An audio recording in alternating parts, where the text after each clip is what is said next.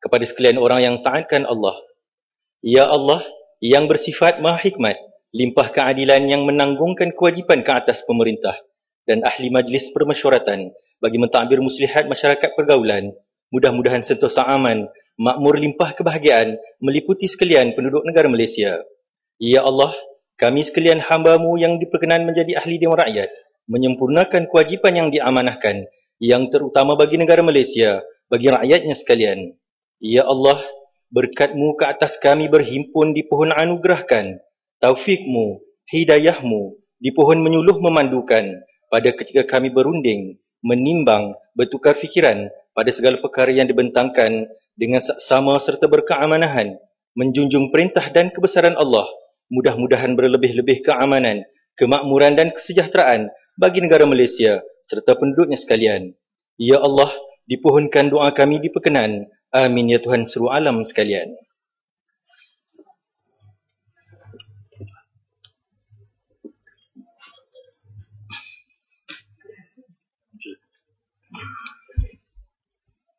Pemasyhuran daripada Tuan Yang di-Pertua, titah ucapan diraja. Yang berhormat, dengan sukacitanya saya memaklumkan kepada majlis ini, yaitu pada hari Senin 9 hari bulan Mac 2015, Sri Paduka Baginda Yang di-Pertuan Agong dengan limpah kurnia Baginda telah berkenan menyampaikan titah ucapan diraja dalam Parlimen. Saya telah menerima salinan titah ucapan Sri Paduka Baginda itu, dan seterusnya sekarang saya mengadakan supaya salinan titah ucapan itu dibentangkan di atas meja mesyuarat dan seterusnya dicetak dalam penyataan resmi. Pemasyhuran daripada Tuan Yang di-Pertua, akta-akta yang telah diperkenankan oleh Sri Paduka Baginda Yang di-Pertuan Agong. Yang berhormat, saya suka hendak memberitahu majlis ini, yaitu Sri Paduka Baginda Yang di-Pertuan Agong dengan limpah kurnia Baginda telah memperkenankan akta-akta yang telah diluluskan oleh Parlimen dalam mesyuarat penggal yang lalu seperti berikut. 1. Akta Lembaga Hasil Dalam Negeri Malaysia dalam kurungan pindaan 2014. 2. Akta Suruhanjaya Koperasi Malaysia dalam kurungan pindaan 2014. 3. Akta Suruhanjaya Syarikat Malaysia pindaan 2014. 4. Akta Pendaftaran Perniagaan pindaan 2014. 5. Akta Perkongsian Liability Terhad pindaan 2014. 6. Akta Penghasilan Bersih Perjanjian Kewangan 2015. 7. Akta Malaysia Airline Sistem Berhad Pentadbiran 2014. 8. Akta Perbekalan 2015. 9. Akta Kewangan nomor 2 2014. 10. Akta Kawalan Bekalan pindaan 2014. 11. Akta Pendaftaran Juruterah pindaan 2015. 12. Akta Arkitek pindaan 2015. 13. Akta Juru Ukur Bahan pindaan 2015. 14. Akta Penjara pindaan nomor 2 2014. 15. Akta Kesalahan Keselamatan Langkah-langkah khas pindaan 2014. Dan akhir sekali 16. Akta Kanun Keseksaan pindaan 2014. Perutusan daripada Dewan Negara. Yang berhormat, saya telah menerima satu perutusan daripada Yang di-Pertua Dewan Negara yang menyatakan persetujuan Dewan itu kepada rang undang-undang yang telah diluluskan oleh Dewan Rakyat dalam sidang Parlimen penggal yang lalu. Sila, setiausaha baca. Tuan Yang di-Pertua Dewan Rakyat, perutusan daripada Dewan Negara kepada Dewan Rakyat. Dewan Negara telah meluluskan rang undang-undang yang berikut tanpa pindaan. 1. Rang Undang-Undang Lembaga Hasil Dalam Negeri Malaysia pindaan 2014. 2. Rang Undang-Undang Suruhanjaya Koperasi Malaysia pindaan 2014. 3. Rang Undang-Undang Suruhanjaya Syarikat Malaysia pindaan 2014. 4. Rang Undang-Undang Pendaftaran Perniagaan pindaan 2014. 5. Rang Undang-Undang Perkongsian Liability Terhad pindaan 2014. 6. Rang Undang-Undang Penghasilan Bersih Perjanjian Kewangan 2014. 7. Rang Undang-Undang Malaysian Airline Sistem Berhad Pentadbiran 2014, 8 Rang Undang-Undang Perbekalan 2015, 9 Rang Undang-Undang Keuangan Nombor 2 2014, 10 Rang Undang-Undang Keuangan Bekalan dalam Kurungan Pindaan 2014, 11 Rang Undang-Undang Pendaftaran Jurutera Pindaan 2014, 12 Rang Undang-Undang Arkitek Pindaan 2014, 13 Rang Undang-Undang Juru Ukur Bahan Pindaan 2014 dan 14 Rang Undang-Undang Penjara Pindaan Nombor 2 2014 yang ikhlas yang di-Pertua Dewan Negara. Pemasyhuran daripada Tuan Yang di-Pertua, ucapan takziah. Ahli yang berhormat, pada hari Ahad 8 Mac 2015, genap setahun insiden kemalangan pesawat MAS MH370 yang membawa bersama 227 penumpang serta 12 kru dan anak kapal. Kenyataan interim dan maklumat faktual pesawat MH370 telah dikeluarkan oleh pasukan penyiasat bebas pada hari Ahad 8 Mac 2015. Kenyataan interim tersebut menjelaskan fakta-fakta berkaitan kemalangan pesawat berkenaan. Sesungguhnya kemalangan pesawat MH370 merupakan tragedi yang menyayat hati dan menyentuh hati nurani seluruh rakyat Malaysia. Saya dan semua ahli-ahli Dewan Rakyat berharap agar sementara usaha-usaha pencarian pesawat diteruskan, semua waris penumpang dan anak kapal pesawat MAS MH370 sentiasa tabah dan cekal dalam menghadapi ujian yang dilalui dan menerima ketentuan ini. Kita berdoa, semoga Allah Subhanahu wa taala mencucuri rahmat ke atas roh-roh mereka dan ditempatkan di kalangan orang-orang yang saleh. Ahli yang berhormat sekalian, sebagai memperingati genap setahun insiden kemalangan pesawat MAS MH370 serta menghormati penumpang dan anak kapal dalam tragedi berkenaan, saya menjemput ahli-ahli yang berhormat bersama-sama bangun. Bagi yang beragama Islam, diminta menghadiahkan Al-Fatihah, manakala bagi yang bukan beragama Islam, bertafakur selama 1 menit. Al-Fatihah.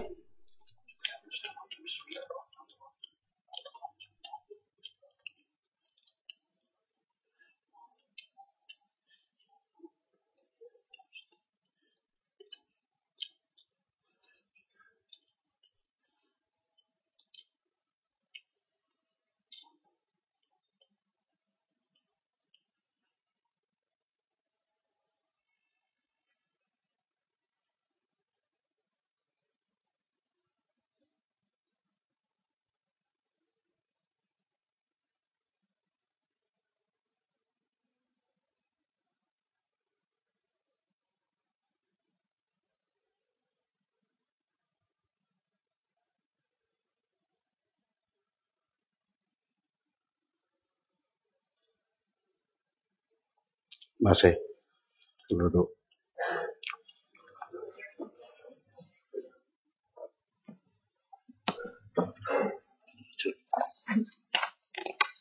Pertanyaan-pertanyaan bagi jawab lisan.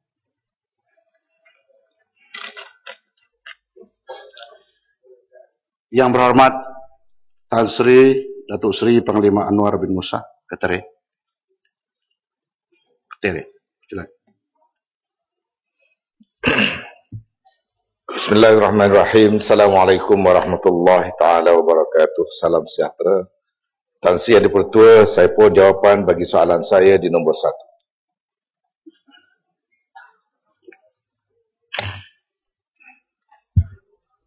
Bismillahirrahmanirrahim. Assalamualaikum warahmatullahi wabarakatuh. Tan Sri Panglima, Tan Sri Yang di-Pertua, saya pohon untuk menjawab soalan nombor 1 dari Yang Berhormat Ketere dan soalan nombor 13 dari Yang Berhormat Bintulu dan juga hadir bersama mengenai bencana banjir untuk dibacakan serentak. Ada sedikit kesamaan di beberapa tempat. Untuk makluman yang ahli yang berhormat, Yang Berhormat bertanya mengenai jumlah keluarga yang kehilangan tempat tinggal akibat bencana banjir serta punca kemusnahan di negeri Kelantan. Untuk maklumat yang berhormat, berdasarkan kepada maklumat bancian yang diterima sehingga 27 Februari 2015, jumlah keseluruhan mangsa banjir yang kehilangan tempat tinggal akibat rumah musnah di seluruh negara berjumlah 2,094 keluarga. 1,827 daripadanya adalah daripada Kelantan sahaja. Negeri-negeri lain yang merekodkan kemusnahan rumah adalah negeri Pahang 224 keluarga, Terengganu 17 keluarga dan Perak 26 keluarga. Bagi membantu bangsa-bangsa yang mengalami kemusnahan rumah, kerajaan telah bersetuju untuk membina semula rumah kekal sebagai ihsan, bukti keperhatianan kerajaan kepada rakyat yang ditimpa musibah. Program pembinaan rumah kekal ini dilaksanakan melalui Kementerian Kerja Raya, manakala program pembaikan rumah yang rosak dilaksanakan oleh Kementerian Kemajuan Luar Bandar dan Wilayah. Untuk merujuk kepada maklumat sehingga 27 Februari 2015, sebanyak 6,693 buah rumah layak untuk menerima bantuan di bawah program pembaikan kerosakan rumah-rumah. Mangsa-mangsa banjir berdasarkan silin pembaikan sehingga RM10,000 satu unit. Program ini akan dilaksanakan secara bersama dengan Lembaga Pembangunan Industri Pembinaan, iaitu Construction Industry Development Board, CIDB, Giat Mara, Lembaga Kemajuan Kelantan Selatan, Kesedah, Lembaga Kemajuan Terengganu, Tengah, Lembaga Penyatuan dan Pemulihan Tanah Persekutuan FEKRA dan Jabatan Kemajuan Orang Asli di negeri Kelantan, Pahang, Perak dan juga Terengganu. Menurut laporan awal Jabatan Pengairan Malaysia, antara punca berlakunya banjir sehingga menyebabkan kemusnahan banyak rumah pada episod musim terkujuh tahun 2014-2015 adalah seperti berikut. Yang pertama, kejadian hujan lebat yang ekstrim, luar biasa, menyeluruh dan berterusan selama 10 hari, iaitu dari 15 Disember sehingga 24 Disember. Mengikut rekod pemantauan JPS, purata hujan tahunan bagi negeri Kelantan adalah sekitar 3,000 mm. Manakala walaupun akibat fenomena tersebut, perubahan iklim sebanyak 30% atau 944 mm dari jumlah hujan tahunan telah turun dalam tempoh 10 hari tersebut di negeri Kelantan. Berdasarkan kepada pemantauan stesen telemetri JPS, kebanyakan arus air sungai di negeri Kelantan telah meningkat lebih daripada tahap bahaya. Kemudian yang keduanya, kawasan tanah di kawasan tarahan telah menjadi tepu dan tidak mampu untuk menyerap air hujan yang turun secara berterusan. Air hujan yang turun kemudiannya telah menjadi air larian permukaan dan meningkat isi padu air banjir yang sedia ada. Saya menyebut pada masa yang lepas, walaupun ini tidak termasuk dalam teks, tapi saya kena ulang sekali lagi, bahawa di kawasan tarahan air menjadi tepu kerana pokok-pokok jarang-jarang ada ataupun tidak ada langsung, menyebabkan air tidak ada ruang untuk singgah dan dia terpaksa berlari terus masuk ke sungai yang sudah pun banjir, dan banjir itu bukan sahaja meningkat tapi meningkat kelajuan air. Dan punca air ni, hujan yang lebat yang menyebabkan air turun begini laju ialah daripada sebuah gunung namanya Gunung Gagau. Gunung Gagau ni adalah sebuah gunung yang terletak bersempat di tengah-tengah sempadan, iaitu Kelantan, Terengganu dan Pahang. Dia penyumber kepada air yang turun dengan laju ke Terengganu, ke Pahang dan juga ke Kelantan. Jadi saya kena ulang sekali lagi bahawa kawasan tarahan yang sepatutnya ada benda yang dia boleh bertahan, sudah tidak ada pokok ataupun jarang-jarang ada pokok. Kawasan reserve hutan kita dapati boleh dikata semua negeri ada disimpan.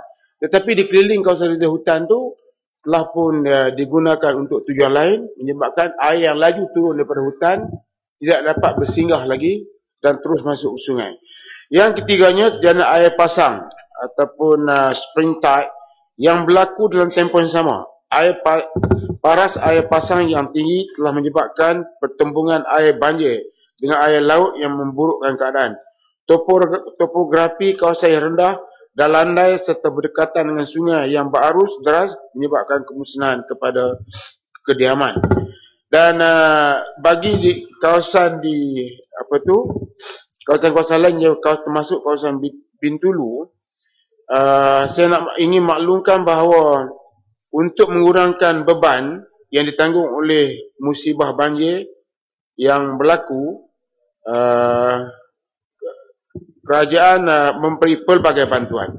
Di antaranya adalah seperti berikut. Yang pertama, bantuan pembaikan rumah kepada mangsa-mangsa yang layak di bawah program pembaikan. Kerosakan rumah-rumah mangsa banjir sehingga kini berjumlah 6,693 buah rumah layak menerima bantuan ini berdasarkan siling pembaikan sehingga RM10,000 setiap unit. Pembaikan rumah ini akan diselaraskan oleh Kementerian Luar Bandar bersama dengan jabatan-jabatan yang telah saya sebutkan tadi. Yang keduanya, program pembinaan semula rumah seperti yang telah disebutkan tadi yang akan diselaraskan oleh Kementerian Kerja Raya. Sebanyak 2,094 keluarga layak menerima bantuan ini susulan daripada kemusnahan rumah secara total akibat banjir. Seperti yang telah diumumkan kerajaan, 2 model rumah akan didirikan, iaitu jenis bertiang atas tanah dengan kos RM40,000 sehingga ke RM48,000 sebuah, dengan jumlah kos keseluruhan sebanyak RM174 juta. Bantuan wang ihsan RM500 yang diagihkan kepada semua ketua isi rumah yang terlibat dengan banjir di bawah penyelarasan Majlis Keselamatan Negara. Kerajaan telah membentukkan sebanyak RM97,140,000 untuk agihan kepada 194,280 penerima yang terdiri daripada mangsa yang berpindah dan tidak berpindah. Bagi penerima yang berpindah ke pusat perpindahan, senarai penerima adalah berdasarkan kepada senarai yang disediakan oleh Jabatan Kebajikan Masyarakat. Manakala mangsa yang tidak berpindah ke pusat perpindahan, agihan adalah berdasarkan kepada senarai yang disediakan oleh Jabatan Kuasa Kemajuan dan Keselamatan Kampung dan disahkan oleh pegawai daerah selaku pengurusi Jabatan Kuasa Pengurusan Bencana Daerah. Sekian jawapan saya, terima kasih. Tere.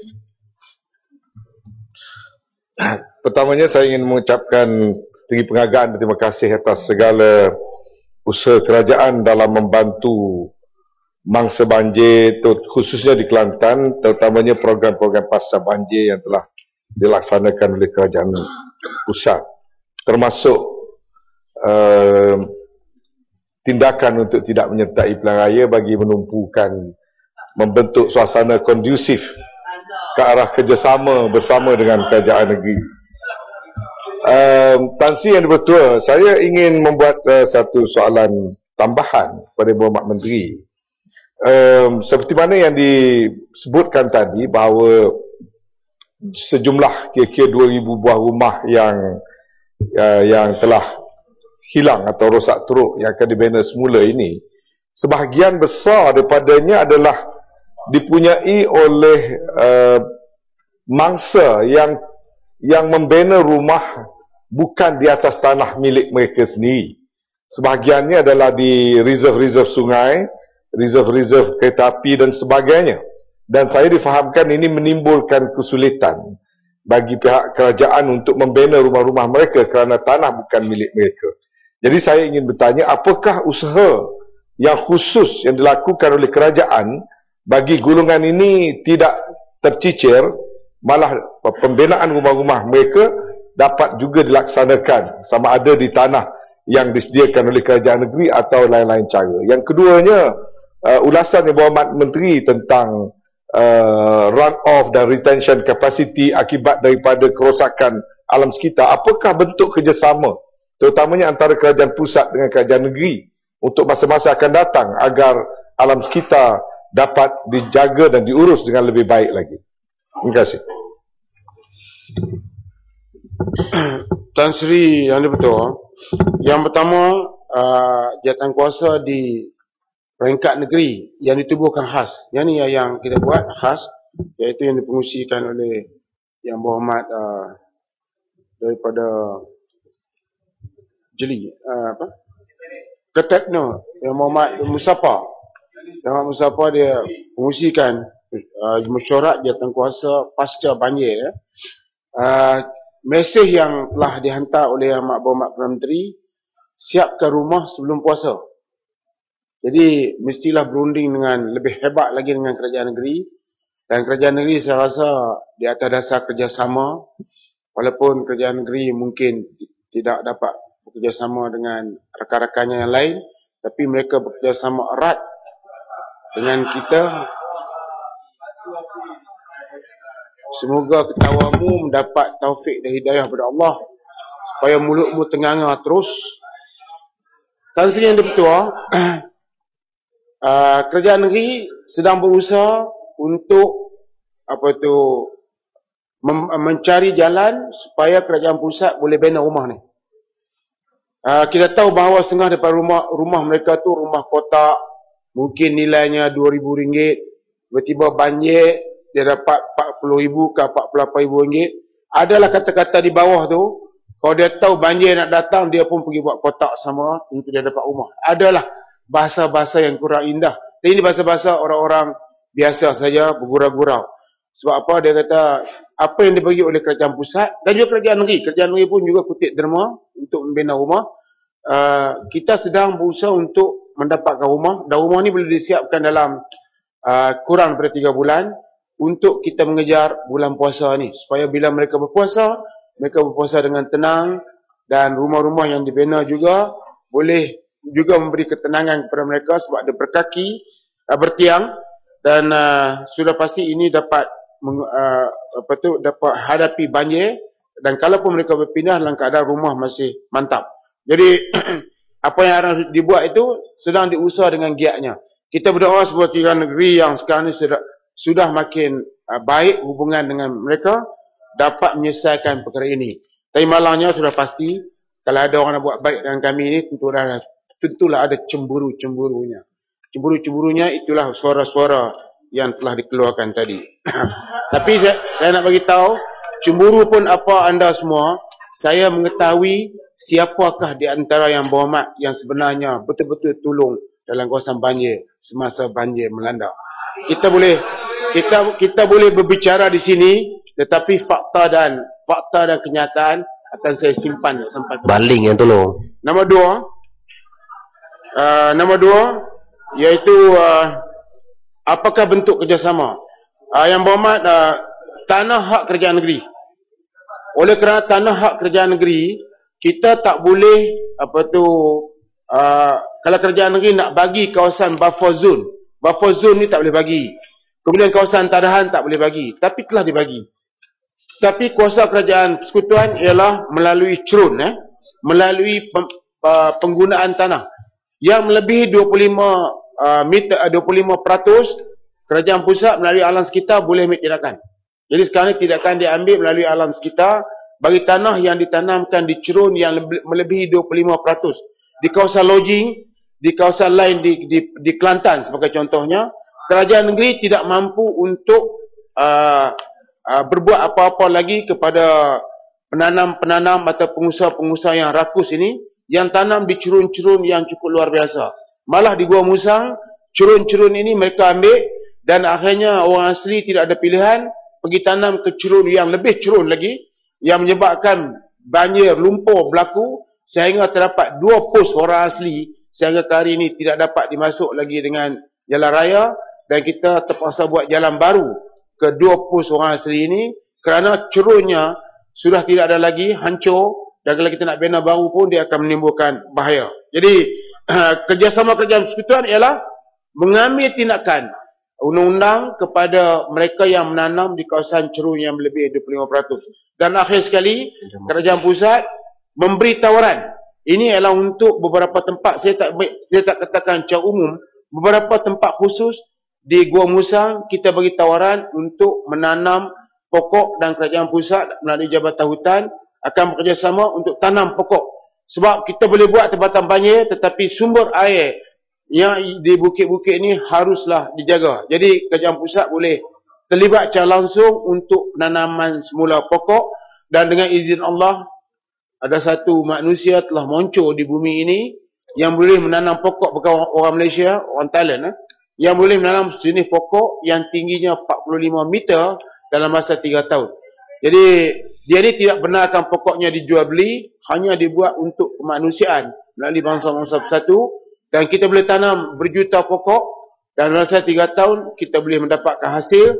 Tetapi yang paling penting, pokok ini mampu untuk menahan air daripada bergerak dengan begitu laju. Terima kasih.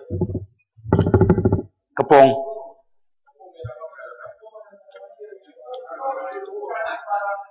Tan Sri Yang Dipertua, soalan tambahan. Dengan cubaan, dugaan dan sangkaan musibah hidup ini,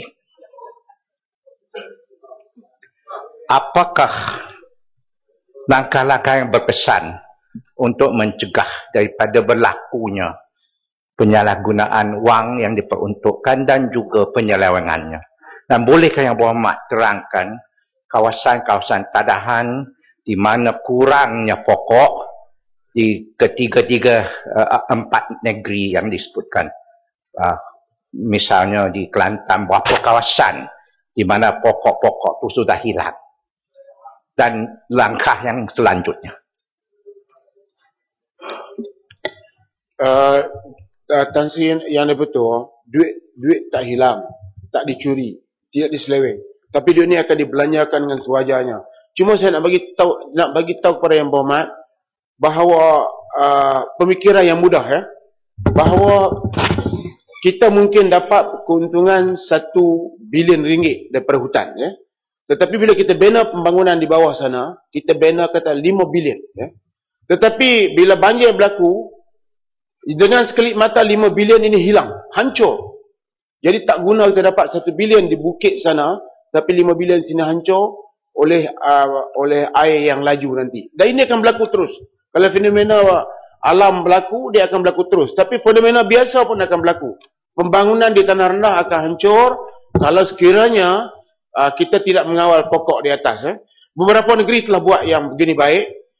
Saya nak kena sebut contoh buka ni supaya diperhati oleh rakyat Malaysia. Di antaranya Sarawak. Sarawak telah mensyaratkan bahawa 1+5. 1 pokok tumbang, 5 ganti. Dan akhirnya rakyat telah memberi sokongan bertubi-tubi kepada kerajaan Sarawak. Saya pasti kalau dia adakan pilihan raya, dia akan menang luar biasa. Sebab apa? Rakyat sudah mempunyai keyakinan, ya. Kemudian beberapa negeri lain yang saya pernah berdiri di sempadan di sebuah negeri, iaitu di negeri Pahang dan juga di Selangor. Saya berdiri di tengah sempadan tu, saya melihat sudah ada usaha di jabatan untuk menghentikan aktiviti penanaman sayur ni, dan nampaknya sudah berjaya. Bila kawasan ini naik hutan semula, jadi air boleh bergerak perlahan. Bila air bergerak perlahan, banjir yang berlaku di sungai itu, banjir itu berjalan dan air ini bergerak perlahan. Tapi bila di sungai banjir, air yang datang tidak ada break, sudah pasti dia akan menambah banjir dan kerosakan, ya. Jadi untuk membolehkan banjir ini tidak berlaku, kita jangan hanya bagi perhatian kepada kawasan tadahan. Beri perhatian kepada tebatan banjir. Tebatan banjir tak selesai masalah. Sebab apa? Banjir yang datang kali ini, dia ada 2 jenis. Satu dia datang dengan air, satu lagi dia datang dengan lumpur. Yang lumpur ni akan meninggikan mendapan sungai, dan sungai itu akan banjir lagi. Jadi buat bina sumber hutan ni dulu, lepas tu buat tebatan. Hutan bukan saja untung dari segi banjir tadi, tapi dia untung dari segi pelancongan. Di antara negara yang paling banyak dilawati ialah negara yang paling banyak hutan. Jadi dia akan mendatangkan keuntungan yang berlebih. Saya minta kerajaan negeri supaya berbincang kerajaan persekutuan. Sahabat saya Menteri Besar Selangor berbincang kerajaan persekutuan, sebab di Selangor ada beberapa tempat yang masih terkawal dan cantik. Saya boleh bawa Yang Berhormat ke tempat-tempat sebut yang cukup indah. Tapi ada tempat yang sudah rosak. Perbaiki tempat ini untuk mengelakkan banjir supaya tidak berlaku. Tempat ni ialah hutan-hutan tu ditanam semula. Saya minta menteri-menteri besar semua berbincang kerajaan persekutuan bagaimana nak tanam semula, dan kalau kerajaan negeri kata dia minta tolong kerajaan persekutuan, saya ingat ini dialu-alukan permohonan tersebut. Terima kasih. Sila isu banjir, isu yang amat penting. Saya benarkan lagi satu soalan tambahan.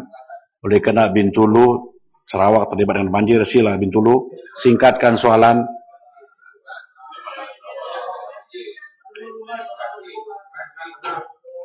Terima kasih Tan Sri Yang Di-Pertua. Memang Sarawak kena banjir. Tandanya dalam masa itu, Raya mau cakap terima kasih kepada Yang Berhormat Arau. Cukup lajin turun padang. Dan juga bantuan daripada Yang Berhormat Paling sama Johor Bahru, Tatan juga Sarawak membantu kita. Jadi, saya punya soalan sini, saya mau beritahu. Kita rakyat sampai hari ini belum lagi dapat berapa terangkan apa bantuan daripada kerajaan. Lain daripada itu bantuan 500. Tadi contoh macam di rumah panjang. Bolehkah dia orang mendapatkan membaik boleh lantai dia. Macam dia lantai ada punya pakai plywood, ada pakai papan nipis semua dalam banjir, dalam masa banjir, papan sudah hilang. Perahu pun sudah rusak. Jadi, adakah boleh dia orang memohon bantuan daripada kerajaan persekutuan ataupun daripada luar bandar? Ini satu.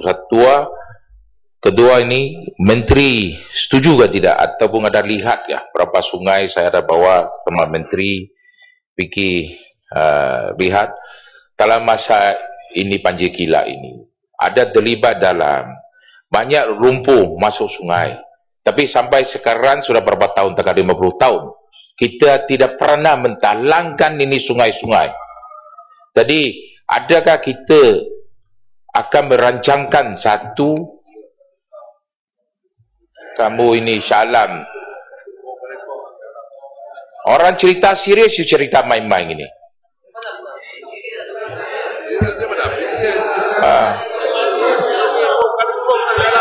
Dia memang kong kali kong dia pau satu dunia punya. Inilah kita ada satu tak boleh tanya soalan. Rancangan untuk menyelesaikan ini banjir kilat ini. Pertama mentalangkan sungai-sungai yang ada di seluruh negara kita, terutama sekali di Sarawak. Sekian, terima kasih. Tan Sri Yang Di-Pertua, pertama sekali saya nak ucap terima kasih kepada Yang Berhormat Bintulu yang telah memberi beberapa kemudahan kepada saya untuk saya bergerak dengan laju di Sarawak dan juga Sabah semasa banjir berlaku baru-baru ini. Dan saya juga ambil kesempatan ini untuk mengucap tahniah sebab dia melibatkan nyawa kepada Yang Berhormat Bintulu yang telah menyelamatkan seorang anak yang berumur 13 tahun yang sudah hilang 4 hari. Yang sudah hilang 4 hari 4 malam. Ada kurang sikit di pangkat bawah itu membuat operasi, tetapi di hari kami buat operasi, budak ini telah dijumpai. Seorang budak wanita berumur 13 tahun berada di dalam kelapa sawit dalam keadaan hujan yang begitu lebat turun, tetapi budak ini tidak disentuh oleh air hujan, masih kering. Dan bila saya tanya kepadanya, hujan ni lebat, kenapa baju tak basah? Dia kata mana ada hujan. Jadi begitulah, hebat saya ucap tahniah. Sudah pasti dalam barisan itu saya dihadapkanlah. Okey, yang keduanya rumah panjang. Yang memang rumah panjang ini termasuk dalam senarai rumah-rumah yang rosak. Tadi rumah-rumah yang musnah kita bagi antara 40 ke 48 ribu ringgit. Ini termasuk dalam senarai rumah-rumah yang rosak, iaitu di antara dia bawah 10 ribu ringgit kita bagi bantuan bagi tiap-tiap unit. Jadi yang berhormat boleh memohon terus daripada KKW Datuk Syafiq Abdal untuk beliau uruskan. Tidak ada masalah. Saya akan bagi sokongan sebab saya tahu tiap-tiap rumah panjang yang terlibat kawasan Bintulu.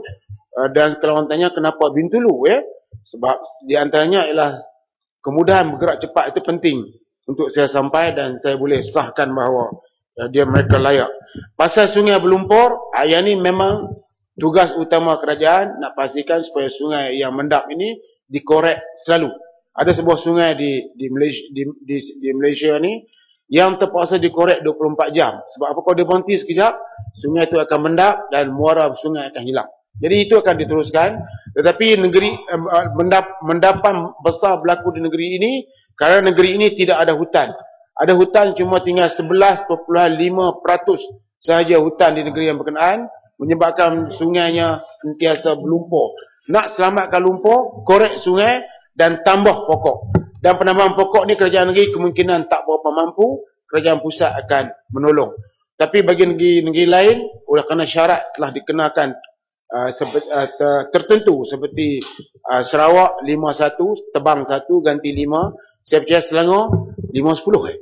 Jadi Selangor pun ada program dia. Jadi semua negeri-negeri kalau buat syarat begini, tiap-tiap pembalak yang tebang satu balak, dia kena tanam balik beberapa balak, sudah pasti hutan ni akan berpusing, berputar dan dengan begitu cantik. Akhir sekali Tan Sri Yang Di-Pertua, tak payahlah tebang-tebang hutan ni, kita cari sumber lain. Biar hutan begitu saja. Selamatlah air di negara ini. Masih ada yang berhormat, sebelum saya memanggil soalan kedua untuk dijawab secara lisan, ada sedikit pengumuman. Ada yang berhormat, sukacita dimaklumkan bahwa hadir bersama-sama kita di Dewan Yang Mulia ini ialah Tuan Yang Terutama Senator Stephen Perry, President of the Senate Australia.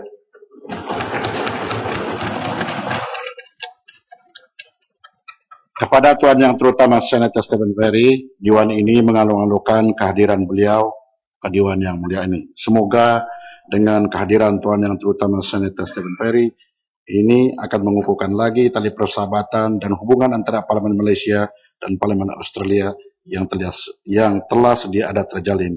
Mr. Speaker, sir, welcome to the Dewan Rakyat of Malaysian Parliament. Yang berhormat, yang amat berhormat, Tuan Muhammad Azmin bin Ali Gombak. Terima kasih Tan Sri Speaker, saya pohon jawapan yang jujur untuk soalan nombor 2.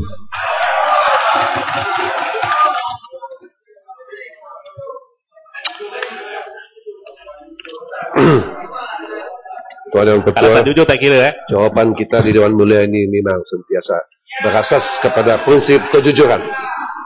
Saya mohon untuk menjawab soalan ini sekali dengan pertanyaan lain pada 11 Mac 2015 dan 26 Mac 2015, menangkannya menyentuh perkara yang sama, yaitu daripada Ahli Yang Berhormat Tanjung Karang dan Ahli Yang Berhormat Bandar Tun Razak.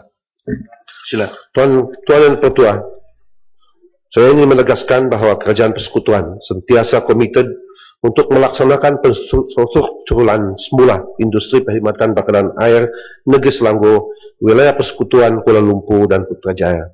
Dalam hal ini, Kerajaan Persekutuan telah mengambil segala tindakan yang perlu bagi memudah cara penstrukturan semula industri perkhidmatan bakaran air negeri Selangor, wilayah Persekutuan Kuala Lumpur dan Putrajaya. Untuk itu, beberapa perjanjian telah ditandatangani seperti berikut. Memorandum Persepahaman MOU pada 26 Februari 2014. MOU tersebut telah ditandatangani oleh Kerajaan Persekutuan dan Kerajaan Negeri Selangor. Kedua, Heads of Agreement HOA pada 1 Ogos 2014. HOA tersebut telah ditandatangani oleh Kerajaan Persekutuan dan Kerajaan Negeri Selangor. Ketiga, perjanjian utama atau Master Agreement pada 12 September 2014. Perjanjian tersebut telah ditandatangani oleh Kerajaan Persekutuan, Kerajaan Negeri Selangor, pengurusan aset air berhad ataupun PAB dan pengurusan air Selangor Senan Berhad PASSB. Dan keempat, perjanjian jual beli saham Puncak Niaga Holdings Berhad PNHB untuk pembelian ikuti Puncak Niaga Senan Berhad PNSB dan Syarikat Bekalan Air Selangor Syabas oleh Pengurusan Air Selangor Senan Berhad atau nama singkatan Air Selangor pada 11 November 2015. Perjanjian tersebut ditandatangani oleh PNHB dan Air Selangor. Melalui perjanjian tersebut, Kerajaan Persekutuan telah memberi persetujuan untuk Kerajaan Selangor mengambil alih perkhidmatan bakalan air daripada syarikat-syarikat konsesi di Selangor, yaitu Sabas, PNSB, Konsortium Abbas, dan Syarikat Pengeluaran Air Sungai Selangor, Splash. Malah Kerajaan Persekutuan melalui PAB juga telah menyediakan peruntukan sebanyak ringgit Malaysia 2 bilion bagi membantu kerajaan Selangor mengambil alih ikuti syarikat-syarikat konsesi tersebut. Dalam hal ini, saya ingin menekankan bahawa Kerajaan Persekutuan telah mengambil inisiatif untuk mengadakan perbincangan sekurang-kurangnya 32 kali dengan pihak Kerajaan Negeri Selangor sejak MOU ditandatangani pada 26 Februari 2014. Perbincangan ini diadakan untuk memuktamadkan dan menguatkuasakan perjanjian-perjanjian yang berkaitan dengan MOU. Sungguh pun perjanjian utama telah ditandatangani pada 12 September 2014 yang masih belum lagi berkuat kuasa kerana terdapat conditions precedent CPs yang belum dipenuhi. Oleh itu, kenyataan ahli yang berhormat Gombak bahawa Kerajaan Persekutuan telah melanggari perjanjian utama adalah satu kenyataan yang tidak betul dan mengelurukan orang awam. Dengan izin, the agreement is not yet enforced because the condition precedents are yet to be fulfilled. So the issue of breach does not arise. Saya ingin menegaskan bahawa pelanggaran sesuatu perjanjian hanya boleh berlaku apabila perjanjian tersebut telah pun dikuatkuasa. Saya ingin juga memaklumkan pada Dewan Yang Mulia ini bahawa CPs kepada perjanjian utama belum dapat dipenuhi kerana Kerajaan Negeri Selangor enggan menyelesaikan isu-isu seperti berikut. Nombor satu, Air Selangor masih belum menyelesaikan urusan pindah milik aset air kepada pengurusan aset air berhad atau PAB untuk membolehkan PAB menyediakan peruntukan berjumlah ringgit Malaysia 1.68 bilion bagi membantu Air Selangor membiayai kos pengambilan syarikat-syarikat konsesi iaitu Syarikat Bekalan Air Selangor, Sabas, Puncak Niaga dan Konsortium Abbas.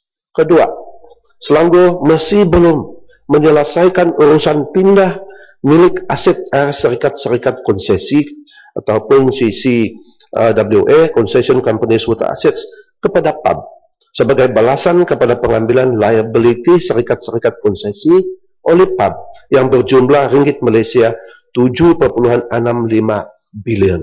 Okay. Yang ketiga, Air Selangor masih belum memuktamadkan senarai aset miliknya untuk membolehkan lesen individu kemudahan dikeluarkan kepada Air Selangor mengikut kehendak Akta 655. Memandangkan Kerajaan Negeri Selangor memerlukan tempoh masa yang panjang bagi menyelesaikan isu-isu yang saya telah nyatakan tadi, pihak kepada perjanjian utama telah bersetuju untuk melanjutkan tempoh cut-off date bagi memenuhi CPs perjanjian untuk sebanyak 3 kali. Isu tersebut sepatutnya diselesaikan sebelum 11 November 2014. Tapi Kerajaan Negeri Selangor masih gagal untuk menyelesaikan isu-isu tersebut sehingga tamat tempoh lanjutan ketiga pada 9 Mac 2015. Dengan izin, the ball is in your court, Mr. Yang amat berhormat Menteri Besar Selangor. The ball is in your court, it's not in our court. Sehubungan itu, Kerajaan Persekutuan telah menawarkan untuk melanjutkan cut-off date bagi memenuhi CPs perjanjian utama. Pelanjutan tempoh ini memerlukan persetujuan bersama semua pihak kepada perjanjian utama ini. Sebaliknya, Yang Berhormat Datuk Menteri Besar Selangor melalui surat kenyataan akhbar pada media pada 9 Mac 2015 telah mengumumkan bahawa Kerajaan Negeri Selangor tidak lagi berhasrat untuk melanjutkan perjanjian utama. Pihak kita juga mengambil kesempatan ini untuk melaporkan kepada Dewan Yang Mulia ini kemajuan pelaksanaan projek loji rawatan air Langat 2 dan sistem agihannya LRL2 sehingga 25 Februari 2015 kemajuan fizikal khususnya bagi pembinaan komponen loji rawatan air hanya pada tahap 1.18% berbanding jadual iaitu 3.43%. Saya dimaklumkan bahawa kelewatan ini berlaku kerana Kerajaan Negeri Selangor telah mengarah agensi dan pihak berkuasa tempatan menangguhkan pengeluaran segala kelulusan dan permit untuk pembinaan loji tersebut sehingga penstrukturan semula dimuktamadkan. Keputusan Kerajaan Negeri Selangor ini akan menyebabkan LRL 2 tidak dapat disiapkan pada tahun 2017 dan menjejaskan bekalan air kepada rakyat Negeri Selangor wilayah persekutuan Kuala Lumpur dan Putrajaya. Dalam pada itu, pihak kerajaan ingin menegaskan bahawa tindakan kerajaan negeri Selangor ini adalah bercanggah dengan MOU dan Heads of Agreement yang telah ditandatangani.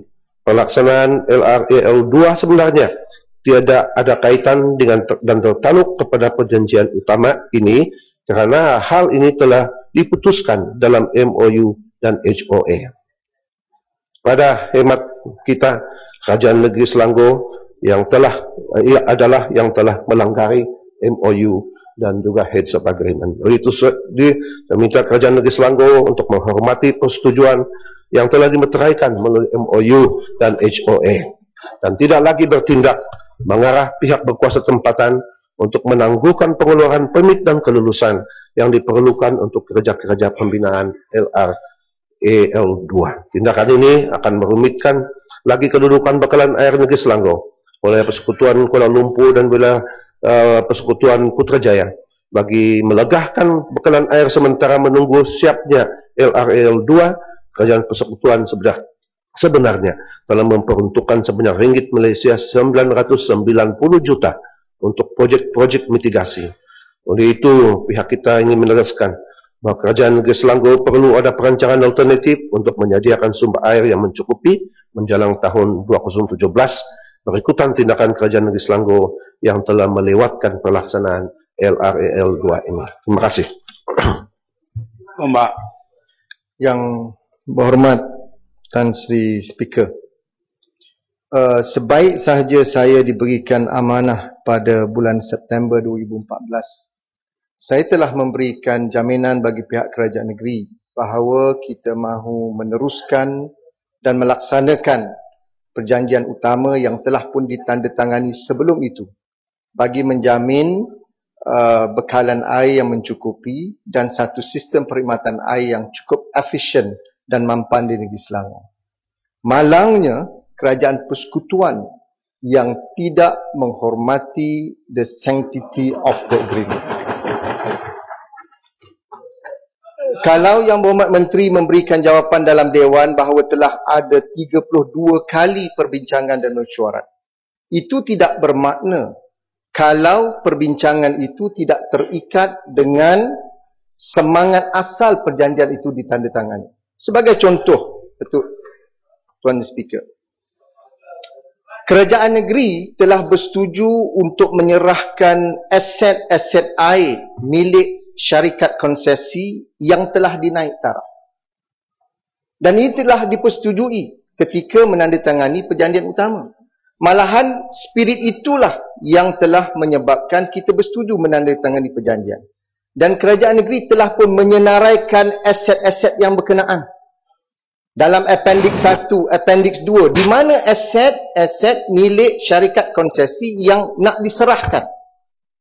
Tetapi malangnya dalam beberapa bulan yang lalu, kerajaan persekutuan melalui kementerian datang semula kepada kerajaan negeri memberitahu bahawa bukan setakat aset yang perlu diserahkan, tetapi tanah juga mesti diserahkan. Di mana spirit perjanjian yang telah ditandatangani? Sebagai contoh, Tan Sri Speaker, kita ada 26,000 kilometer pipe yang dimiliki oleh syarikat konsesi. Kita dah kenal pasti. Sekarang ini, kerajaan persekutuan datang balik, dia kata, bukan setakat pipe, tanah yang pipe itu lalu pun kena serah pada dia. Maknanya, Tan Sri Speaker, ni mambak tanah. Boleh yang berhormat Gombak duduk dulu. Duduk yang berhormat. Duduk dulu. Sila dulu. Ahli yang berhormat yang lain, tolong senyap. Soal ini adalah soal penting. Ahli yang berhormat, saya tahu ini adalah sisi soal jawab. Tidak seharusnya dibuat sebagai berbahas. Tetapi memandangkan ianya perkara yang amat serius, terutama sekali bagi rakyat Selangor. Tak apa, saya benarkan yang amat berhormat Gombak, tetapi jangan terlampau panjang sangat. Nanti yang amat berhormat punya juga peluang untuk bahas. Terima kasih Tan Sri Speaker. Ini isu besar Tan Sri Speaker, isu nasional, di mana kerajaan persekutuan melanggar semangat dan prinsip perjanjian. Ya, Tan Sri Speaker, saya nak tanya dengan Kerajaan Persekutuan, apakah Kerajaan Persekutuan ingin merampas kedaulatan Kerajaan Negeri Selangor? Saya nak tanya, 26,000 kilometer tanah nak diserahkan kepada kementerian?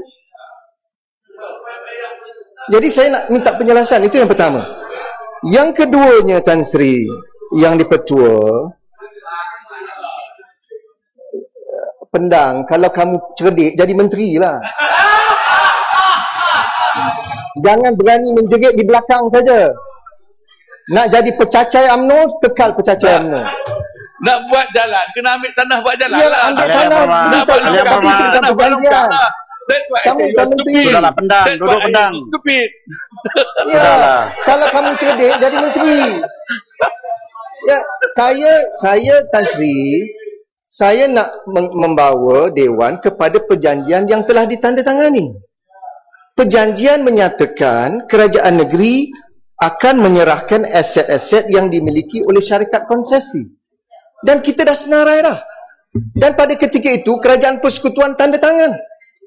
Dia setuju senarai Appendix 1, Appendix 2. Cuma saya nak tanya, mengapa dalam 1-2 bulan ini datang balik dan pindah perjanjian yang telah ditandatangani? Bagaimana kami boleh bersetuju di atas perkara baru yang telah dibawa oleh kementerian? Itu yang pertama. Yang kedua Tan Sri Speaker, yang saya nak minta penjelasan, pada asalnya kerajaan negeri dah bersetuju dengan PAK. Kita dah ada draft perjanjian bagaimana mekanisme pembayaran kepada PAK dengan menggunakan mekanisme ring fencing. Maknanya setiap sen yang kita terima daripada pengguna sudah ada jaminan. Penerima pertama ialah PAK. Kita dah beri jaminan kita akan bayar pada PAK. Dah setuju. Sekarang ini dia kata tak boleh. Di mana security untuk PAK? Dia kata mesti beri tanah di atas aset yang dilalui oleh kemudahan-kemudahan tersebut. Jadi ini menyebabkan kita melihat Kerajaan Persekutuan sengaja untuk melengah-lengahkan perkara yang telah dipersetujui, dan akhirnya saya minta penjelasan dari Berhormat Menteri, apa sebenarnya yang Berhormat nak? Apakah jaminan Kerajaan Persekutuan kepada kerajaan negeri dan juga rakyat negeri Selangor? Apakah langkah seterusnya untuk menjamin satu sistem perkhidmatan industri air yang efisien dan mampan bagi menjamin kepentingan pengguna di negeri Selangor? Berhormat MB, saya ingin katakan bahawa statement yang dikeluarkan tadi itu sebenarnya banyak yang mengelirukan. Okay. Dia 3 perjanjian presiden yang perlu ada 8 semua, tapi tinggal 3 yang outstanding. Satu adalah mengenai dengan aset-aset ya, berkaitan dengan 7.6 bilion yang PAB akan take over. Okay? Akan take over bagi pihak kerajaan Selangor seperti kita buat di luar negeri-negeri lain. Kedua, selepas itu dia perlu juga mengemukakan aset untuk 1.6 bilion daripada 2 bilion itu, karena itulah nilai concession yang akan diambil alih. Mereka perlu menyenaraikan aset-aset tersebut. Okay. Dan yang ketiga, condition presiden bahawa pihak syarikat baru Air Selangor itu yang memerlukan lesen untuk operate mesti menyenaraikan aset-asetnya, financial model dan kemampuannya untuk menjadi pengurus baru Air Selangor. This is dalam 3 daripada 8 condition precedents. Masalahnya begini, bagi yang 1.6 bilion ini, dalam perbincangan dengan pihak kerajaan negeri Selangor, kita minta senarai aset untuk diperlukan, untuk diberi.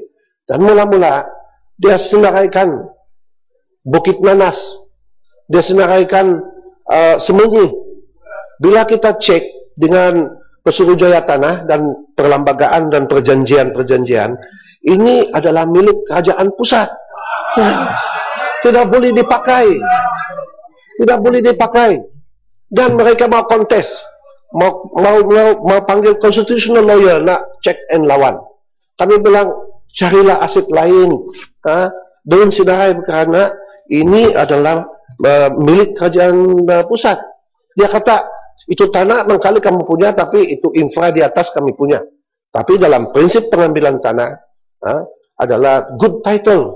Bapak Menteri, kalau pun itu milik kerajaan persekutuan, saya habiskan dulu. nilainya baru 500 juta. Good title. Kita ada 1.5 bilion lagi. Good title. Okay. Termasuk juga cerita tadi dia katakan pipe. Siapa? You kasih siap pipe tidak guna kalau itu land. Seperti juga rail track. Seperti juga you kasih siap kabel kalau bukan tanah di bawah itu dimiliki bersama. Ini logika. Siapa mau buat bisnis kasih pipe itu? Pipe sudah buruk-buruk bah. Mana ada syarikat konsesi mendapat tanah? Itu tanah pajakan, tanah milik kerajaan negeri. You can have your floor. Okay. So, this is a real issue. Dia sama juga dengan air Selangor. Bila kita minta dia senarai aset that you can be dengan izin, ya, a good pengurus air di negeri Selangor dan wilayah persekutuan dan seterusnya, dia insist mau sinaraikan juga ini semenyi, mau insist juga sinaraikan ini Bukit Nanas. Kami bilang itu bukan tanah you know, dia mau kontes. Dan dari itu lewat dan lewat, not on our fault, is negeri Selangor yang melewat-lewatkan semuanya ini. They cannot deliver the condition presiden. Okay. Yang ketiga, dia katakan tadi, apa sebenarnya kerajaan pusat mau daripada ini? Tiada yang kerajaan pusat mau. Kerajaan negeri minta ini air sudah 15 tahun. Menjadi pengurus air di Selangor seperti negeri-negeri lain. Kita cerita, tapi diorang pun kuat lawan. Akhirnya, last 2 years, we were able to find a solution. Okay? All we want, supaya air mencukupi untuk negeri Selangor, wilayah persekutuan Kuala Lumpur, dan juga ini Putrajaya.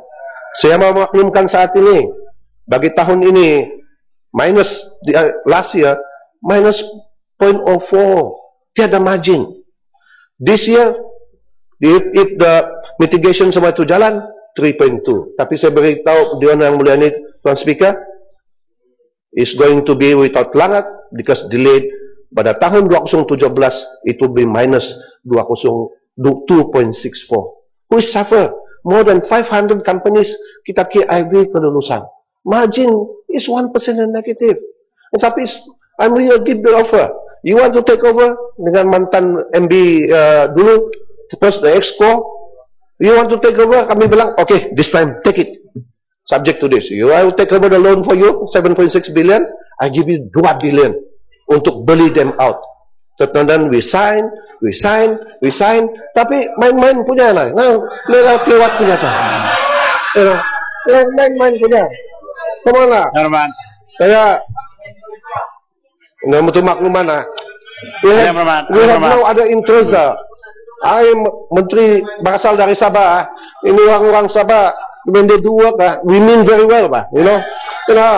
Ini kami ni peranakan tukang putung kepala dulu, you know. We don't putung kepala now lah. So when we work, we really work. We work sincerely. So I ask you, what actually you want? I have given everything you want. No. What do you want? You say, Menteri masih. Ini dua-dua tanya what you want. Saya berayuk, Tuan Speaker, supaya kepimpinan negeri diketuai oleh Yang Amat Berhormat daripada Gombak carry on the work of the previous MB and the previous Exco. They have done a good job to find a deal with us. Okay, to find a deal with the Kementerian Pertanian. If not, we leave it to the people of Selangor. You will suffer, you know, because tak mencukup air. Put the interest of the rakyat di atas interest politik. Sekian, terima kasih. Masih saya jarang-jarang buat saranan atau cadangan. Kalau boleh, isu yang dibahas tadi itu adalah kompleks. Saya rasa tidak seharusnya kita bincang sewaktu sisi soal jawab. Kalau boleh saya buat saranan dengan ikhlas, bolehkah Yang Amat Berhormat Menteri Besar baru dan Yang Berhormat Menteri duduk, trace out all the problem, jangan libatkan dulu pegawai-pegawai. Sila Tanjung Karang oleh kena daripada Selangor, dan jangan terlampau panjang sangat soalan tambahan itu. Yang berhormat, kita berbahas cuma 2 soalan. Soalan air, 1 air banjir, 1 air minum. Baru 2 soalan. Sila Tanjung Karang. Masuk udang, ha? Dia ada 1 air, ada 1 air lagi yang dah masuk penjara. Tuan dia betul. Sila Tanjung Karang, sila. Pada adab langsung. Macam ni lah. Sana. Tan Sri Speaker sana. Bukan sini sana. Jangan tekuk sana dulu. Tekuk sana dulu. Tekuk sana dulu. Speaker, ni biadab ni. Ha? Ni biadab ni. Biadab kurang ajar. Yang berhormat, yang lain. Sila duduk. Macam Duduk. mana cakap air? Duduk. Yang berhormat. Duduk. Yang berhormat. No. Tuan Speaker. Kalian yang berhormat, sila duduk. Kalian yang berhormat, Tanjung Karang duduk dulu, dan yang berhormat yang lain.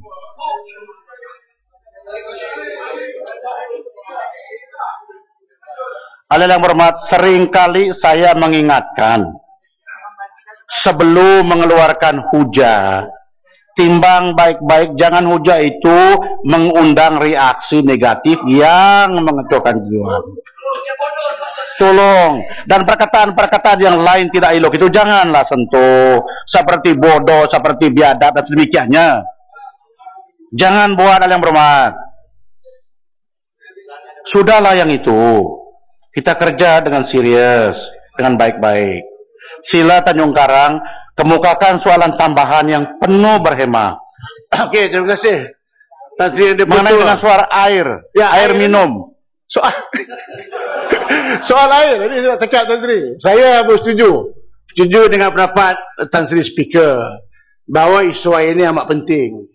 Lebih lagi di negeri Selangor. Bukan saja kepentingan rakyat negeri Selangor. Tapi Selangor ni negeri yang penting dalam Malaysia. Kalau Selangor ni mundur, takut Malaysia pun akan jadi mundur. Oleh itu, Tan Sri betul. Saya tanya pada Menteri.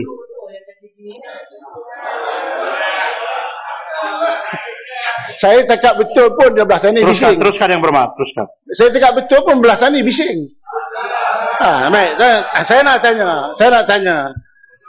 tanya yang berhormat Menteri. Ini adakah yang berhormat bersetuju? Manakala air ini penting, maka soalan yang dikemukakan oleh Gombak ni, yang baru jadi Menteri Besar tak sampai 6 bulan, merupakan satu soalan yang kurang cerdik bila dia tanya. Dia dalam soal lisan. Saya nak tanya, sejak yang berhormat Menteri Besar ni, yang baru jadi Menteri Besar, berapa kali yang berhormat Menteri Besar ni datang berunding untuk menyelesaikan masalah rakyat, seperti mana yang pernah dibuat oleh mantan Menteri Besar yang lepas. Kata tadi 32 kali yang berbincang ni waktu siapa? Jadi Yang Mak setuju atau tidak bahawa hari ini negeri Selangor bila masalah air, menghadapi masalah air, menyebabkan, saya nak dapat penjelasannya, menyebabkan bahawa lebih, benar atau tidak, lebih 700 projek di negeri Selangor yang tidak dapat dimulakan kerana masalah kekurangan air. Dan apakah benar bahawa di negeri Selangor hari ini peluang-peluang pelaburan menurun begitu mengudum? Seperti contoh tahun 2008, pada masa itu 11.8 bilion pelaburan negeri Selangor. Dan sejak 2008 sampai 2014, daripada 11.8 bilion hanya tinggal 7 bilion saja yang melabur di Selangor. FDI daripada 9 bilion mengudum hingga tinggal 3.2 bilion. Peluang pekerjaan daripada 30,837 peluang pekerjaan daripada 2008, hari ini turun mengudum peluang pekerjaan di Selangor. 2014 tinggal 15,000 orang. Soalan lain lah. Saya nak tanya, apakah kemuruduman, kejatuhan ekonomi negeri Selangor, negeri Selangor yang maju dulu nombor 1, sekarang jatuh nombor 4, adakah ia berkaitan rapat dengan masalah air negeri Selangor? Yang kita batal industri Yang berhormat Menteri, sebelum jawab dulu yang berhormat. Soalan daripada Gombak simple. Soalannya sama ada kerajaan persekutuan masih committed ke tidak. Itu saja. Tetapi technicality ada. Kalau yang berhormat nak jawab juga itu, boleh saya benarkan, tetapi jangan perincikan sangat, karena bukan soalan ini committed atau tidak. Saya dengar tadi yang berhormat kata committed, itu sebab saya kata duduk sama-sama. Tak payah jawab ini kalau menghabiskan masa. Kalau perlu juga sikit, tak apa, jawablah. Sila. Tuan Speaker, sebab apa yang disentuhkan tadi adalah satu, kita punya komitmen untuk mencari penyelesaian. Saya masih tersedia. Sebenarnya banyak kami bersignal-signal, tapi tak ada masa untuk berjumpa, sebab pada pendapat kami sedang berjalan dengan baik. Berjalan dengan baik semua rundingan. Tiba-tiba hari 6, political advisors memberi laporan bahawa they are not going to continue. Tapi saya rasa ruang untuk berbincang, pihak kerajaan pusat sentiasa di situ. Saya cukup yakin, cukup wisdom di dalam kepimpinan negeri Selangor. Hopefully better than the previous one. Tapi saat ini tidak mencerminkan itu. Terima kasih atas cadangan. Mengenai dengan status, saya telah katakan tadi, tahun ini dijangka 215 ini, tahun depan, tahun ini minus below 1% margin, tak ada margin. Kilang-kilang semua banyak yang pulau tutup, ada yang belum tunggu permit untuk minta masuk. Masih ada 500 lebih yang nak melabur, tetapi dengan kerana tidak mencukupi air. Dan ini message terkini, mereka menggugurkan perjanjian. I think kesianlah rakyat dan bisnes negeri Selangor, juga wilayah persekutuan dan Putrajaya. Ini kedudukan yang teruk sebenarnya seperti yang disentuh oleh pihak Tanjung Karang. Terima kasih. Ada political argument, Jo, lebih daripada politik sabun. Bila orang Sabah politik sabun ini, you know, main-main punya politik. Thank you very much. Yang berhormat, Datuk Seri Rizal Marikan bin Naina Marikan, Kepala Batas. Terima kasih Tuan Yang Betul. Soalan saya nombor 3. Tan Sri Yang Dipertua, izinkan saya menjawab soalan daripada Yang Ahli Yang Berhormat Kepala Batas pada 10 Mac 2015 bersama-sama dengan soalan Ahli Yang Berhormat Kelana Jaya pada 25 Mac 2015 kerana kedua-duanya menyentuh perkara yang sama. Tan Sri Yang Dipertua, untuk makluman Ahli Yang Berhormat, sabotaj ekonomi ialah apa jua amalan untuk melemahkan ekonomi sesebuah negara yang digunakan sebagai taktik untuk mendesak dan menghakis kedudukan sesuatu kerajaan. Ia dilakukan dengan niat untuk merosakkan kestabilan ekonomi negara dengan cubaan spekulasi mata wang, menyurut keperluan asas untuk menaikkan harga, menyedut minyak dan barang subsidi keluar negara dan sebagainya.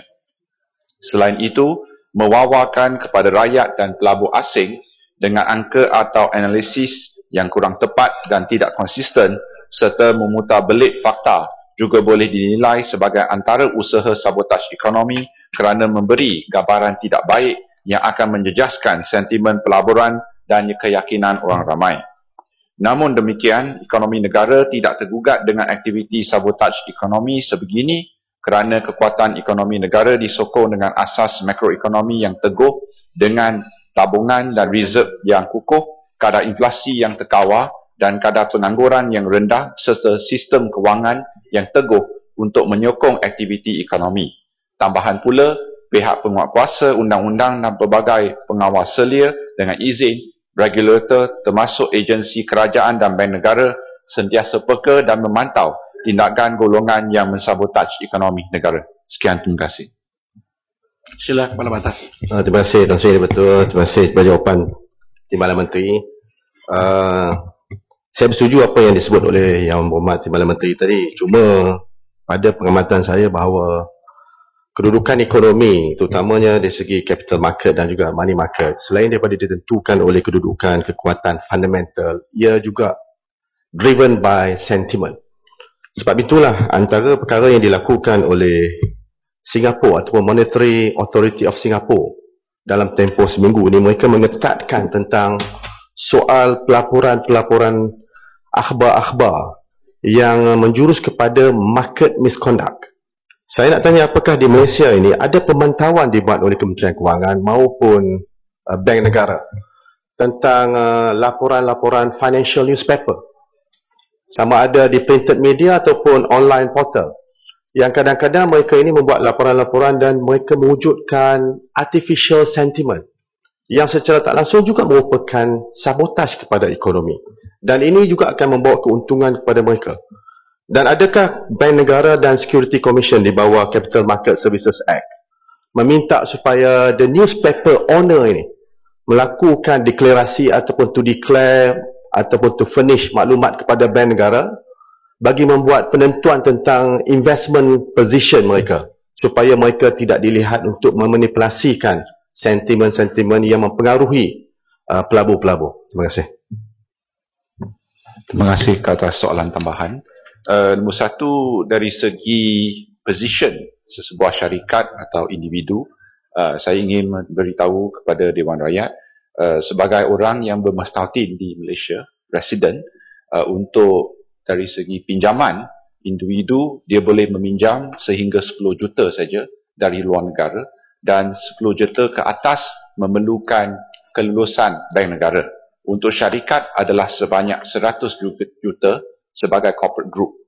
Dan untuk investment, sebagai contoh yang dikaitkan dengan position sebenarnya, untuk investment, seseorang itu hanya boleh invest atau melabur 1 juta dalam satu kalender tahun, dan kalau meningkat daripada 1 juta perlu kelulusan daripada Bank Negara.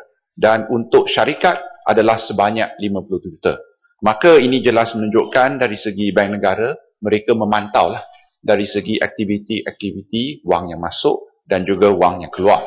Dan selain itu, dengan adanya penumbuhan Akta Penjagaan Perkhidmatan Wang 2011, kita juga dapat memantau wang yang dikeluarkan terutamanya daripada penguruk-penguruk wang, di mana dari tahun 2010 yang dikesan selepas akta ini dikuatkuasakan, sebelum dikuatkuasakan adalah sebanyak 13 bilion. Selepas dikuatkuasakan, kita telah dapat menyenaraikan sehingga 32 bilion, dan ini semua disenaraikan. Maka saya melihat sebenarnya dari segi akhbar atau sentimen yang menyebabkan boleh dikatakan some parts of the price drop. Sebenarnya yang penting adalah supaya orang mengenali fakta-fakta di mana dari segi penyusutan nilai ringgit adalah sebenarnya disebabkan oleh terutamanya kejatuhan harga minyak dunia dan juga kerana ekonomi Amerika Syarikat yang semakin baik. Maka laporan-laporan yang dikeluarkan oleh media, kadang-kadang mereka membuat sensationalization untuk memastikan mungkin dari segi akhbar mereka dapat dijual dengan lebih laris. Tapi sehingga sekarang, kita tidak sebenarnya memantau kerana kita memberi kebebasan. Tetapi jikalau terdapat fakta yang salah, saya yakin pihak-pihak yang berkenan akan mengambil tindakan susulan. Sekian, terima kasih. Sila. Terima kasih Tan Sri Yang Di-Pertua. Sebagai sebuah negara yang terbuka dengan izin small open economy, ekonomi negara amat mudah terjejas dengan prestasi ekonomi luar negara. Jadi kita lihat hampir semua kelembapan ekonomi atau krisis daripada tahun 86, tahun 97, tahun 2001 yang pernah melanda negara ini adalah berpunca dari kejutan-kejutan luar negara. Kita lihat krisis-krisis geopolitik dan kewangan yang menggugat, contohnya harga minyak dan sebagainya, kita akan kena. Kalau dulu setiap 10 tahun, kini telah jadi 2 atau 3 tahun. Soalan saya, sejauh manakah kekuatan ekonomi dalam negara khususnya mampu menjadi buffer dengan izin ataupun penyerap kepada kejutan-kejutan luar negara ini? Terima kasih. Terima kasih atas soalan tambahan. Sebenarnya kejutan-kejutan ni juga kita perlu lihat dari segi sama ada terdapat juga spekulasi terhadap ringgit. Ini juga boleh membawa kesan terutamanya kepada ekonomi negara. Untuk memastikan ringgit tidak sebenarnya terdedah kepada serangan spekulasi, Bank Negara Malaysia telah melakukan pemantauan harian terhadap pasaran mata wang bagi memastikan pergerakan pasaran mata wang adalah teratur. Selain itu, bank-bank di Malaysia adalah dilarang daripada membenarkan seseorang individu maupun syarikat korporat daripada mengambil kedudukan menjual singkat ringgit Malaysia kerana ia tidak dibenarkan berdasarkan peraturan pentadbiran pertukaran asing. Selain itu, dari segi ekonomi negara kita masih pada tahap yang kukuh dengan mencatatkan pertumbuhan yang mampan sebanyak 6% pada tahun 2014 berbanding dengan 4.7% pada tahun 2013. Pertumbuhan ekonomi yang baik ini adalah hasil daripada pelbagai inisiatif yang diambil untuk mempelbagaikan ekonomi negara kita serta meningkatkan daya tahan dan daya saing negara. Pertumbuhan ekonomi ini dipacu oleh permintaan domestik dan asas ekonomi kekal kukuh seperti kadar pengangguran yang rendah, sistem kewangan yang teguh dan reserve antarabangsa yang tinggi. Tahap reserve antarabangsa kini jauh lebih tinggi jika berbandingkan dengan tahun 1997. Pada tahun 1997, reserve kita adalah sebanyak 59.1 bilion, tapi pada 27 Februari 2015, ia adalah sebanyak 386 bilion. Maka ini adalah asas-asas kita untuk memastikan dari segi kita dapat cushion kejutan-kejutan ekonomi. Terima kasih. Masih Yang Amat Berhormat Tuan Lim Guan Heng Bagan.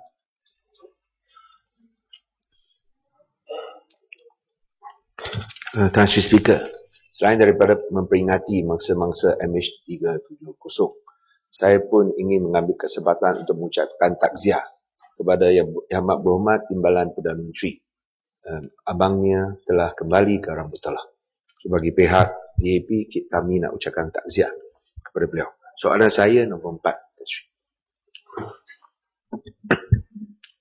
Terima kasih Tuan Pertua. Untuk makluman Yang Berhormat, berkuat kuasa pada 1 Mac 2015 sehingga 30 Jun 2015, kerajaan telah memutuskan supaya penjimatan melalui mekanisme imbalance cost pass-through ICPT dengan izin diterjemahkan dalam bentuk pengurangan bil elektrik TNB sebanyak 2.25 sen 1 kilowatt jam untuk pengguna-pengguna di Semenanjung. Keputusan ini diambil berdasarkan simakan kos di bawah mekanisme ICPT di mana sebarang pengurangan atau peningkatan kos bahan api dan lain-lain kos penjenaan bekalan listrik dilepaskan kepada pengguna. Namun begitu, keputusan mengurangkan bil listrik bagi tempoh 4 bulan ini tidak melibatkan sebarang simakan ke atas base tarif dengan izin, termasuk keuntungan tahunan yang diperolehi oleh TNB. Ini karena simakan semula tarif elektrik yang melibatkan keuntungan TNB hanya akan dilaksanakan pada 1 Januari 2018 berasaskan kepada kerangka Incentive Based Regulation IBR dengan izin, yaitu simakan semula tarif asas TNB setiap 3 tahun. Pada masa tersebut, keuntungan TNB akan dinilai semula berpandukan kepada kewajaran kadar keuntungan untuk tempoh 3 tahun yang akan datang. Lagi tempoh semasa itu bermula Januari 2014 sehingga Desember 2017, TNB dianggarkan akan memperolehi keuntungan pada kadar Weighted Average Cost of Capital dan WACC dengan izin sebanyak 7.5%. Untuk makluman yang berhormat Dewan Yang Mulia, berdasarkan kepada laporan keuangan kumpulan TNB bagi suku pertama tahun keuangan 2015, yaitu September sampai November 2014, TNB telah mencatatkan keuntungan bersih selepas cukai sebanyak ringgit Malaysia 2.3 bilion. Laporan ini merangkumi aktiviti lain TNB yang tidak dikawal selia oleh Suruhanjaya Tenaga, seperti pelaburan di dalam Liberty Power Plant dengan izin di Pakistan, Suhaibah di Arab Saudi, dan sebagainya. Laporan keuangan ini menunjukkan peningkatan keuntungan selepas cukai sebanyak 35% berbanding dengan ringgit Malaysia 1.373 bilion bagi tempoh yang sama tahun bagi keuangan 2014. Peningkatan keuntungan yang signifikan adalah daripada kecakapan operasi TNB, pertumbuhan dalam bilangan pengguna, dan simakan semula kadar tarif mulai 1 Januari 2014. Dalam pada itu, pihak TNB telah meningkatkan perbelanjaan modal sebanyak 73.2% daripada ringgit Malaysia 1.45 bilion pada suku pertama tahun keuangan 2014 kepada ringgit Malaysia 2.51 bilion pada 10 pertama tahun kewangan 2015. Belanjaan modal meliputi penyelenggaraan dan penambahbaikan sistem bagi memastikan sistem yang cekap, selamat dan terjamin.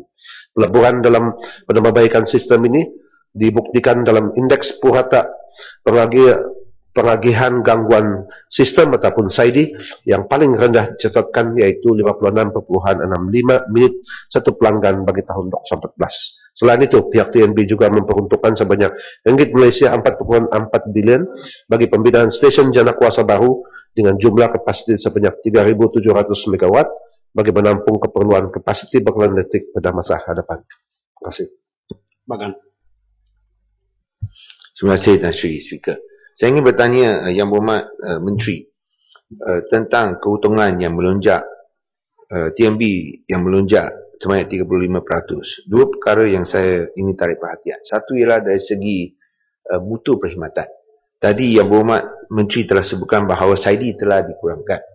Bolehkah saya merujuk kepada keadaan dekat Pulau Pinang kerana kebelakang ini ada beberapa aduan tentang keadaan SAIDI dan juga di seluruh negara. Ini yang pertama. Kedua ialah tentang peningkatan profit sebanyak 35%. Seperti yang telah disebutkan oleh Yang Berhormat Menteri, kuarter akhir pada November 30, 2014. Tapi keuntungan bersih masih boleh naik 35% kepada 2.35 bilion.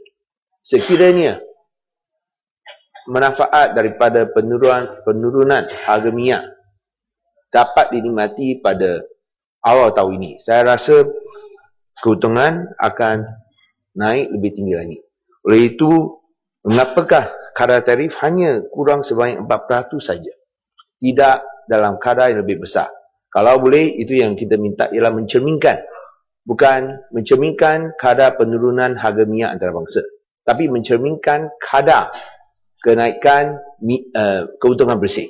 Saya rasa ini akan memastikan bahawa apabila TNB untung kerana ia dimiliki oleh 28 juta rakyat Malaysia, ia dapat dinikmati secara bersama oleh 28 juta dan bukanlah hanya oleh TNB saja. Sekian, terima kasih. Terima kasih Yang Berhormat Bagan atas apa yang disentuhkan tadi. Tapi saya telah jelaskan tadi bahawa semakan kepada base tarif dilakukan sekali dalam 3 tahun melalui prinsip yang kita kita sebut incentive based regulation ini yang telah kita adopted bagi negara kita.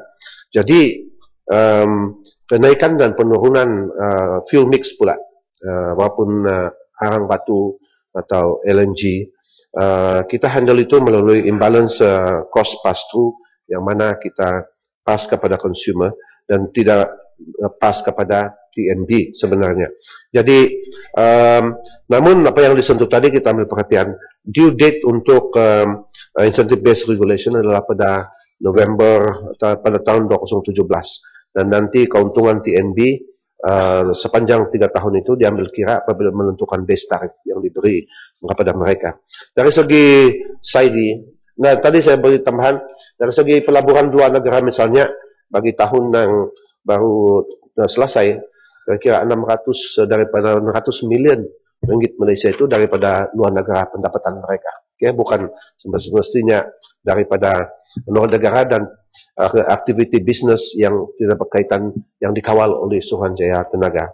Dari segi SAIDI, sukacita saya menekankan, tadi saya katakan tadi, sememangnya pencapaian mereka cukup bagus. Sampailah KPI Menteri tahun ini dia keluarkan. Karena pencapaian tahun yang lalu, up to February 43.61 minit, di bawah 50 pada tahun yang lalu. Dan bukan lagi KPI Menteri berbanding dengan KPI Menteri untuk Negeri Sabah. Negeri Sabah punya SAIDI is 212.3 minit per customer per year. Kalau annualize untuk setakat ini, tahun lalu dia mencatat hampir 700 karena ada blackout pada bulan Januari 2014. Pulau Pinang setakat ini annualize pada saat ini 50.5 minit per customer per year, yaitu well below the national around the national average, ya. Tapi kita akan terus monitor Saya telah beritahu TNB that sometimes it is not dengan izin the length of time, but the many times, yang few minutes sempat, and balik lagi, so you can really measure it in terms of berapa panjang. Jadi bagi negeri Sabah dan saya kata, kita ingin yang kementerian mau tahu berapa kali, also penting. Karena dia mengatakan terganggu lah dan 5 menit kemudian dia balik dan katakan ada yang mengadu, ada appliances rusak, pihak TNB dan SASB setelah monitor semuanya. Sekian, terima kasih. Sila, Terima kasih Tan Sri Yang Di-Pertua. Pertamanya saya ingin mengucapkan berbanyak terima kasih kepada pihak kerajaan di atas penurunan tarif elektrik di Semenanjung Malaysia sebanyak 2.25 sen per kilowatt berkuat kuasa 1 Mac. Soalan saya ialah, adakah pihak TNB bercadang untuk menurunkan kadar tarif elektrik dan bukan hanya sebanyak 4% jika harga minyak dunia kekal di paras rendah? Dan saya juga ingin mengetahui bagaimana perkiraan pihak TNB khususnya dari segi kenaikan serta penurunan tarif, terutama sekali dalam memastikan ianya dalam keadaan rasional dalam situasi yang semasa. Terima kasih. Terima kasih Yang Berhormat. Saya telah sentuhkan tadi bahawa dari segi base tarif dia hanya akan disemak pada 2017. Dari segi semakan pihak kerajaan persekutuan telah memaklumkan bahawa tidak ada kenaikan bagi tahun ini. So you then tend to expect dengan izin either kakal ataupun penurunan tertaluk kepada kos-kos fuel mix kita. Saat ini pada saat ini berasas kepada tahun yang lalu, LNG memang ada naik sejumlah 10%. Pipe gas tidak ada kenaikan dan coal pula menurun kira-kira 16%. Jadi pihak ini kita akan kaji setiap 6 bulan. Next survey is June dan nanti kita lihat apakah penurunan ini dari segi input mix ketara dan perlu disemak dari segi pengurangan ataupun seterusnya. Jadi begitu cara kita dalam perkara ini. Base rate stays tetapi rate diubah menuju ICPT kita, imbalance pass-through berasas kepada penurunan ataupun kenaikan kos-kos fuel mix. Sekian, terima kasih. Masih ada yang berhormat, sisi pertanyaan bagi jawapan lisan berakhir. Usul dari Yang Berhormat Menteri Dalam Negeri.